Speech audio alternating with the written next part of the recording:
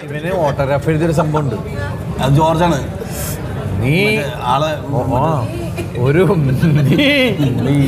കാരണം ഓട്ടോഗ്രാഫ് എഴുതി ഒരു കുട്ടി ഓടി വന്നിട്ട് ഓട്ടോഗ്രാഫ് എഴുതി ഇവൻ്റെ നിന്ന് വാങ്ങിച്ചിട്ട്. അപ്പം ഞാൻ ചോദിച്ചു അത് ആരാന്നറിയോ പറഞ്ഞ അയാൾ. അപ്പം അയാളുടെ പേര് നാദർഷ എന്നാണ്. അപ്പം പിന്നെയും വേഗം ഇവൻ്റെ അടുത്തേക്ക് ആ കുട്ടി ഓടിച്ചെത്തും. അപ്പം നാദർഷ അപ്പം അതാര് എന്ന് ചോദിച്ചതിൻ്റെ അടുത്ത് ഞാൻ പറഞ്ഞു ഇയാളാണ് പാരഡി പാട്ടെഴുതും, ചില സിനിമയിലുണ്ട്, നമ്മുടെ കൂടെയൊക്കെ കാണാൻ കൂട്ടുകാരൻ, അങ്ങനെ കുറേ കാര്യങ്ങളൊക്കെ പറഞ്ഞ് ഗാനമേള അങ്ങനെയൊക്കെ പറഞ്ഞു. ഇയാളാണ് മറ്റേ ഇതിൻ്റെ ഓണം പാട്ടൊക്കെ അങ്ങനെ അങ്ങനെ കുറേ ചോദ്യങ്ങൾ ചോദിച്ചു. അതിൻ്റെ പിന്നെ ആ കൊച്ച് ഓട്ടോഗ്രാഫായിട്ട് ഇവൻ്റെ അടുത്തേക്ക് ആയിരുന്നു. ഇപ്പം പറഞ്ഞ ഒരു തവണ തന്നതല്ലേ പിന്നെ എന്തിനാണ് പിന്നെയും പറഞ്ഞ അല്ല ചേട്ടനെ കൊണ്ട് തന്നെ വെട്ടിക്കാൻ വേണ്ടിയിട്ട് വന്നതാണ്. അവൻ തിരിച്ചറിഞ്ഞിട്ട് എന്നിട്ട് ഇപ്പൊ പറഞ്ഞോട്ടാ അത് പറയാ ജോർജാണത്.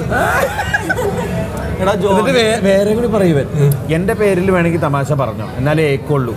നിങ്ങളുടെ കാലത്തുണ്ടായിരുന്ന ഓണം ഇപ്പോൾ ഓണം തമ്മിലുള്ള വ്യത്യാസം സ്ഥിരമായിട്ട് എല്ലാവരും ചോദിക്കുന്ന ചോദ്യമാണ്. നിങ്ങൾ എന്തെങ്കിലും ഒരു പുതിയ ഉത്തരം കിട്ടുമെന്ന് നോക്കട്ടെ. ഞങ്ങളുടെ ഒന്നും കിട്ടില്ല പലർക്കും. ഞങ്ങളുടെ കാലം എന്ന് പറഞ്ഞാൽ ഞങ്ങൾ ഒരുപാട് കാലമൊന്നും ആയിട്ടില്ല.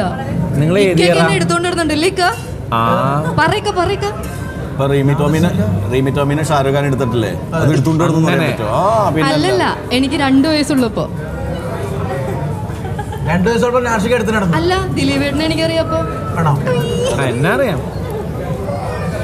എനിക്ക് അന്ന് എനിക്ക് എന്താ 7 വയസ്സാണ്. വയസ്സ് പുറത്ത് പറയാനുള്ള ധൈര്യം ഉണ്ടോ? എനിക്ക് 7 തനിക്ക് 2 വയസ്സുള്ളപ്പോ എനിക്ക് 7 വയസ്സ്. അല്ല മീരയാണ് 2 വയസ്സിലൊക്കെ ഇതിൽ എടുത്തിട്ട് നടക്കാം. മീര എവിടെ താമസിച്ചത്? എല്ലാവർക്കും എടുത്തു നടക്കാവുന്ന ഒരു ഉപകരണമായിരുന്നു. വീട്ടുകാരും എടുക്കൂലായിരുന്നു. നാഷിക എടുത്തിട്ടുണ്ട്, ദിലീപ് എടുത്തിട്ടുണ്ട്. വീടിന്റെ ഒരു അത്താണിന്റെ അവിടെ വെച്ചേക്കും. മീര ആവശ്യമുള്ള ആൾക്കാർക്ക് എടുത്തിട്ട് പോവാം.